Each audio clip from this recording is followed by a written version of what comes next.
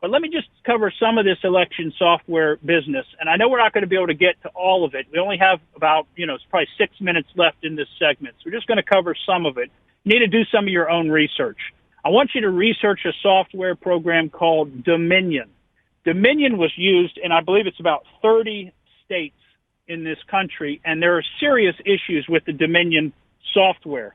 Not only is it supposedly responsible for some pretty curious glitches, but when you actually look into Dominion, you'll find out that software program and voting machines using that were funded by the Clinton Foundation under a DeLeon project back in 2014, and they've distributed those voting machines with the Dominion software throughout countries all throughout Latin and South America and the Caribbean.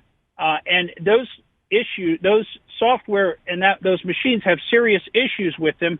But isn't it curious to know that Dianne Feinstein's husband owns 10% of the company that put out that software? The company's called Avid Technology, Inc., and they put out this Dominion software, and it's owned and controlled by Democrats. Dianne Feinstein's husband, Richard Blum, owns 10% of it, according to SEC filings. In addition to which, Nancy Pelosi's chief of staff is a major executive at that same company. So this is owned and controlled by the Democrats, and that's why they were able, before the election, to say with such certainty that Joe Biden was going to win, that he was not going to lose. And there are videos out there that you can find, and they're quite disturbing. You can actually see in real time, if you can find them, and remember, there's a total social media blackout on this. There's a total mainstream media blackout on this. But if you can find them, you can see in real time, and this is what's amazing. It's not just Joe Biden's votes increasing. It's Joe Biden's votes increasing at the same time that President Trump's votes decrease by the exact same amount. In one clip, it's 10,000, right? It's not exactly, but it's right at 10,000 votes that you see. You see the CNN clip. John King is talking, and you see it switch. You see it reporting how many votes Biden and Trump have, and then you see the next frame about 10 seconds later when it comes back to the same state, and all of a sudden the votes have switched by an exact number. That is the software at work. We've got examples of that on video operating in the governor's election in Kentucky. There are multiple examples of it. You have to dig for them, but they are out there. And there's no other explanation for it than that the software is literally changing the votes in real time. Now, I don't know if you heard this story. This is another amazing example of the corruption of the software. They call this a glitch. And notice how all these glitches only favor Joe Biden. I mean, isn't that amazing? I mean, random probability, you would think one or two of these major glitches that have happened over and over and over, so many examples of them, one or two of them surely would favor President Trump. But oh no. Every single software glitch, and get the point, folks, these are not glitches. This is exactly how the software is intended to operate. So this is not a mistake. These are not glitches. One county in Michigan, a software glitch resulted in 6,000 votes being switched from President Trump to Joe Biden. 6,000 votes in one county. There are 47 counties that are using this same software, this Dominion software. 47. Now, what if it's 6,000 votes in each of the 47 counties? Well, if that's the case, President Trump won Michigan, which is what it looked like when we all went to bed on election night. Now, this same Dominion software, you want to know the other states it's being used in? Nevada, Arizona, Minnesota, we told you Michigan, Wisconsin, Georgia, and Pennsylvania. Can you believe that?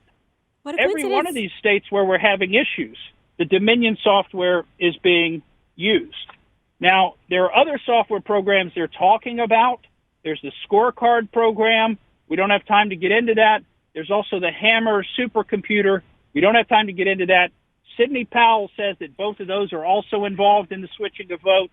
It's something worth looking into and spending a little more time looking at, because there is so much fraud going on all across this country, and the computers are part of it.